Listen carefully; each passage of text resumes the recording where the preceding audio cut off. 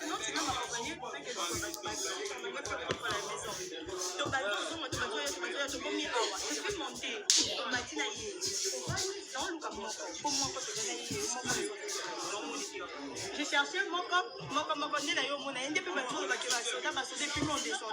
Mon corps, je suis pas ça, je sais pas. Et puis, ma femme, comment imagine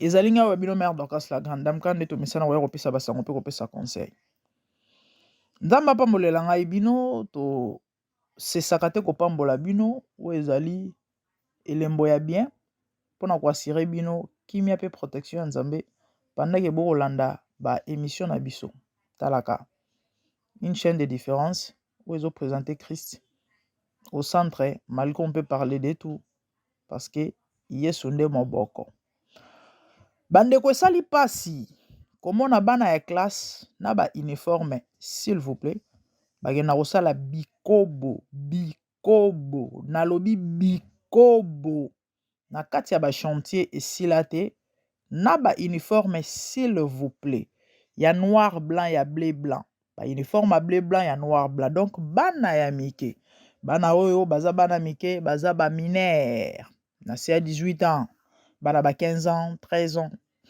14 ans 16 ans après classe na ba chéri na bango ya bana classe e na e donc bango na bango wana kwatu bakendaka na ba chantier batu yango nde ba hotel na bango bake kotelemisa kuna e bake koyoka bake kopesa na bilengi bandeko bolimbisa e éducation kaka ndenge mokonzi moko alobaki mboka esi ekufa eloko ya boma eza lisusu te. Les amis bamakambo boyebi depuis un certain temps tokolobelango je crois c'était l'année passée toyoka lisolo ya bana ya Saint soki nini bana ya Saint nini école moko na kinu wana nayebi te ya Saint nini je sais pas Saint Raphaël Saint Nino bandeko bo oyo boza na souvenance ya malamu boko se rappeler bana ya mike s'il vous plaît bazaki bana ba 3e des humanités 4e 5e basala porno to mona ba image wana etambola na réseaux sociaux et circulant na réseaux sociaux ça fait pratiquement 1 an plus ou moins année passée ba image wana mwana moko ya mwasi azoko se faire chipoter na des gares imaginez moko liboso moko na sima mususa ko sima mabele mususa ko chuba na sima bande obolimbisa ngai et un moment j'aime dire les choses ndenge ezali pour batu ba réaliser grandeur to pe gravité na yango. Imaginez moi na 4e des humanités donc une fille de 3e ou 4e des humanités doit avoir plus ou moins 15 ans. Oui, dans les 14-15 ans. Moi na ba garçon mibale moko na sima moko liboso imaginez. Et puis ba osala makambo ya salité. Bana ya classe. Bandeko, c'est Dieu qui a créé le sexe. D'abord, c'est Dieu qui a créé l'homme. Le Dieu a créé le sexe. Asalango eloko bon, tout le bail jouissance kakate ezala mambubele mais il s'agit du plaisir parce que ils le font pour le plaisir, n'est-ce pas? Bana bazo salango pour na plaisir et non pas pour bazana pour te ba robota bana to bango ba salango pour na plaisir. Nzamba keli sexe. O eza mabete mais eza na moment oyo mutu il faut ajouir to akota na possession ya eloko yango. Bandeko bana ya mike bano baza censé ya kotanga classe to pe ya kozwa éducation parce que là il s'agit de l'éducation. Et moko ya malamu polobi bazala ba exemplaire un jour ben kilkango pe na bano bango bakobota parce que c'est comme ça. Aujourd'hui biso to loba boye to pe sa conseil to zala pe bana ya ba parents na biso. Et tozo bota bana oyo lobi bakokoma pe baboti. Vous comprenez? Sikoyo on donne que ce qu'on a. Soki naza na éducation ya bien te to nazo éducation ya bien te na opiango bana. Et bana nanga bakopesa ngo pe bana na bango ainsi de suite. Donc c'est comme ça nde mokili ezozala polie. Soki tokoloba makambo to soki tozo kotelemela yango eza po tobenda matoi na baboti bayeba koéduke bana malamu. Parents veillez na bana, maman veillez na bana, papa veillez na bana. Parce que baza avenir ya lobby, l'avenir ya lendemain, bano yo zobota. Soko za na temps po na bango te, soko za na temps ya koéduke bango te, en tout cas yeba ke ozo ko semer désastre, ozo ko préparer Satan de moko lobby, ou ko détruire ba vie ebele s'il vous plaît. Bandeko na ngai, lelo so botali délinquance juvénile. Modèle eza makasi. Soki botali lelo na ba réseaux sociaux. Ba biloko kala. Tant biso tozalaka bana mike ezalaka te existaka te. Ba biloko oyo ba benga nini. Éducation morale par exemple, savoir vivre, savoir être. Il faut respecter mon kolo, respecter mon boti, respecter maman ya moninga, lelo ba ndeko na ngai ba bonne mère swana ezoko exister susute e kufi. Soki bolandeli moko ya ba cause et ya ba biloko yo manque ya éducation. Na réseaux sociaux au mona une jeune fille ou un jeune homme aye liboso caméra a finga mama ya moninga. Afingi tata ya moninga, afingi famille mobimba, et ma finga ya mabe. On a ko répété même pas ça la pasi na matoi. Babiloko biso na époque na biso ezalate. Nous quand on grandissait, papa nyonso a papa, maman nyonso a maman. Amonyo na mbeba na nzela akamolio litoi. So ake fundu epa na binoto yo moko ke funda ba betio lisusu surtout so ba yoki ke osalaki le bêtise. Mais lelo babiloko wana ezala soutien. Yo no beta mwana mutu me aokango na nzoto borobunda ou encore aofingo maamba salite. L'éducation et mokili ezozala polie. Tozo inculquer nini na ba régénération o ezoya. Tozo pesa nini na bana biso. Bandeko na ngai. To sala très attention parce que à lire à makambo to pende makambo ezokendele. C'est trop dangereux et ça craint. Année passée na bande koloba ba vidéo circulé to moni bana na kati ya bandako esila te ba kolala na bande kobolimbisa ngai. Et très joyeux bazo seka et sala ki passe et sala ki soni ba renvoie ki bango na école. Ba banisa ki bango même que bana droit kotanga susu te. Mais ba telemela ki yango quelque part ils ont raison quand même comment bo banir bango batanga souté. Mais kolongola bango na école ezaki décision ya malamu. Ba changer peut-être ba école. Pourquoi ba longola bango pona soni? Éducation ya mabe. Moi je vais condamner le parent. École, qu'est-ce qu'ils ont à voir? Déjà ceux qui ont une éducation de base, ezalaka ndako soki ya bien te. Bondi melangai. École et ko jouer rôle à makasi te. Na yo kande bat balobaka moto wana place 3 places azwa éducation. Effectivement ya solo na ndaku na école et na église. So raté ya ndako raté école o récupérer na église n'importe quoi. Na yo ka ba pasteur ebele balobango bato ebele balobango is rubbish n'importe quoi. Éducation de base en ndako soko ratango ata na église o récupérer te. Pourquoi? Parce que pasteur a limité. Bakambi église ba limité. Il y a des choses où ba parents no ba na droit étant yo baboti na yo mwana na bango pasteur a osala ngote. Depuis quand pasteur a simbela mwana mutu fimbu mundimi fimbu po betaye. Mais maman na ndako papa na ndako ana droit kozwa fimbu beta mundimi. Bible zolo ba kopimela mwana fimbu te ya correction te. Même Dieu reconnaît que mwana des fois il faut ko betaye pour na kozongisa na nzela. Oui, la Bible reconnaît ça. Si quoi pasteur on zomona simbele fimbo. Te. Il y a de ces choses-là. Na éducation de base où ya ndako na bino soko ratango sili. Combien de pasteurs impolis toi na bango? Même na communauté. Un pasteur, il a la grâce, il a appelé de Dieu, mais très impoli. Bazako, ebele, siko, yé mon sel nandam mobimba, a récupéré l'éducation de l'église ndengene. Combien de sœurs, de mamans pasteurs, tout ça na bango, yaba mal éduqué, a récupéré l'éducation de l'église ndengene. En fait, il faut avoir aussi la part des choses. Éducation est ndako, ouais, et les kinyonso. Au moins, nous mouton ba éduqué bien ndako. Hein? En tout cas, à ko bronchete. Mais par contre, éducation ndako soko ratango, et sili. Et sili. École ekosala et couvrir en oignon sauté ni église, détrompez-vous. Moi, s'il faut répartir, je dirais ceci. Et ndako, ouais, il y en a 60%. École, il y en a 25%. Église, il y en a 15%.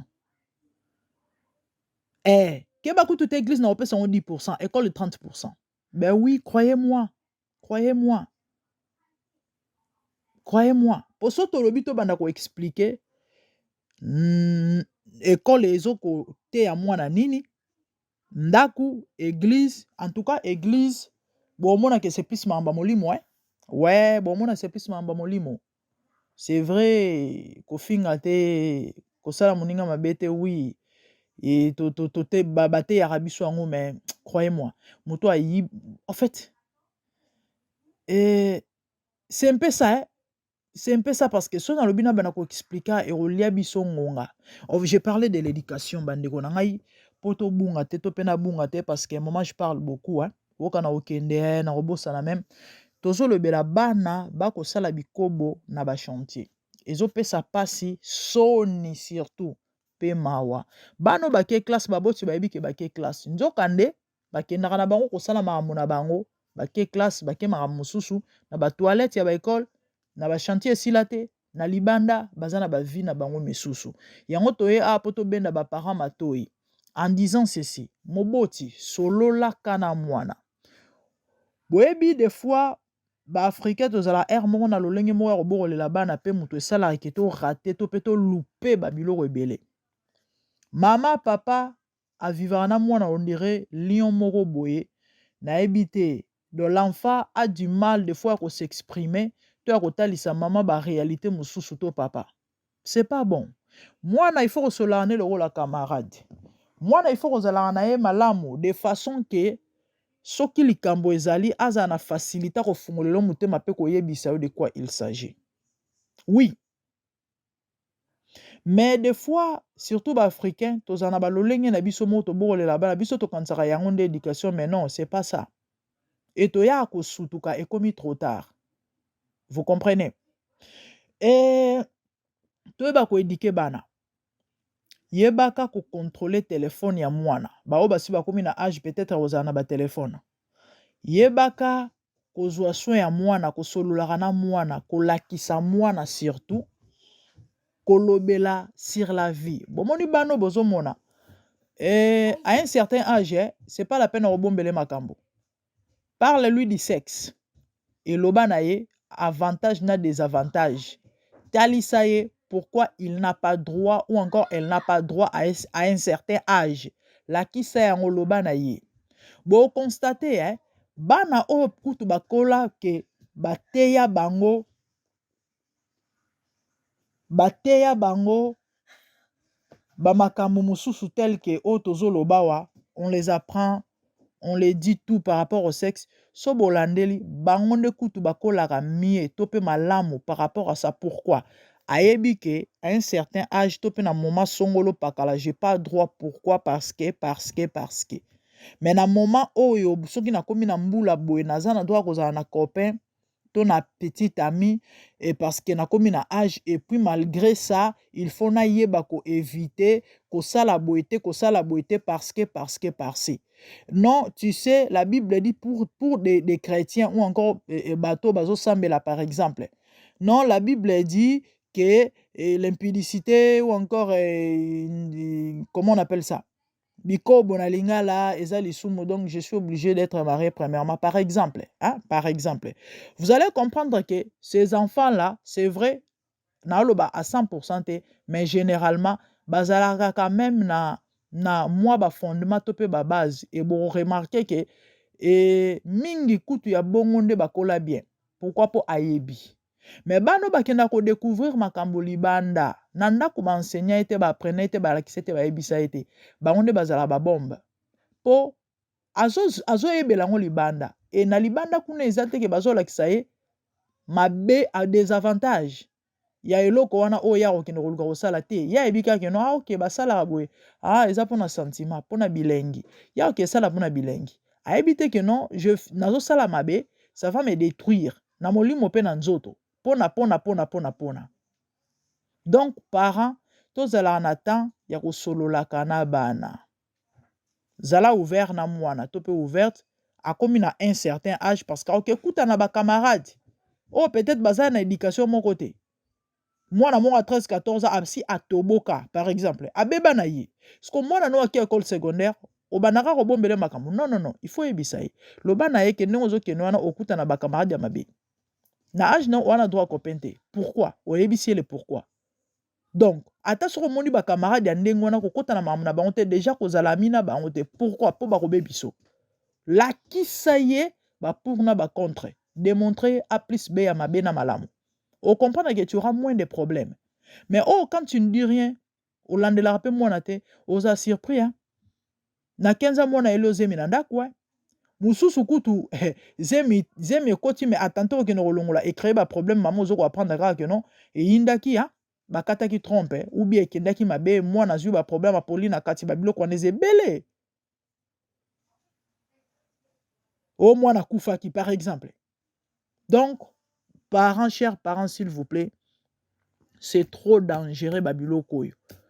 Eza mabe makasi lelo tozala na problème na société, délinquance, bana ya kobeba partout ya mibali ya basi, éducation de base ezala mabe.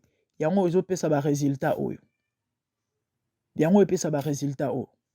Donc s'il vous plaît, bandeko to bongisa. Bandeko to bongisa. To sola na bana. To talisaka bana makambu. O esengeli bayeba si ya la vie. To lakisa bana o esengeli. To lakisa bango etant baboti.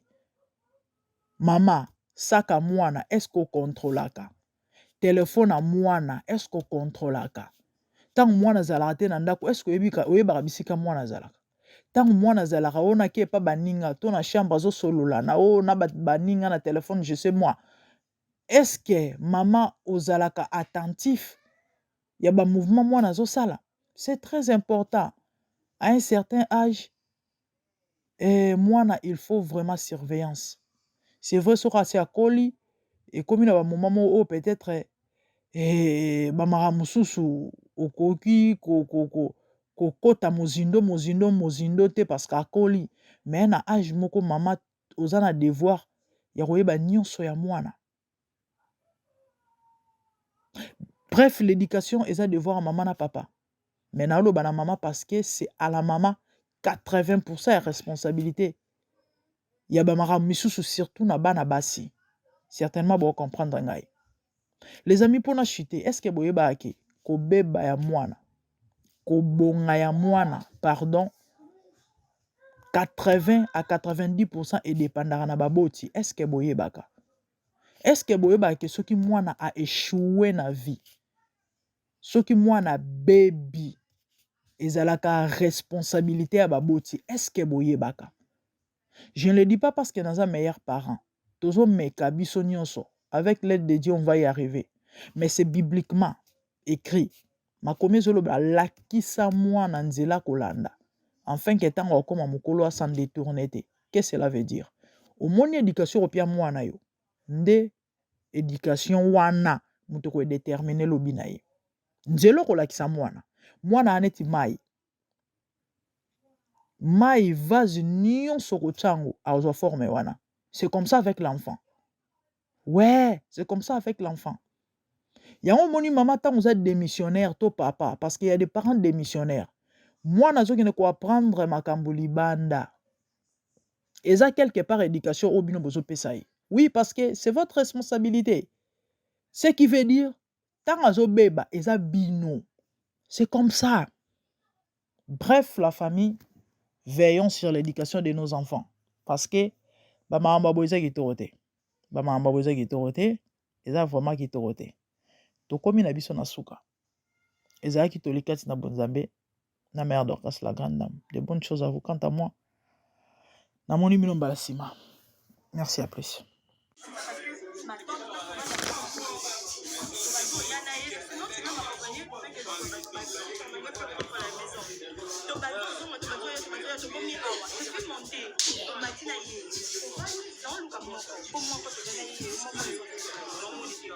J'ai cherché mon corps,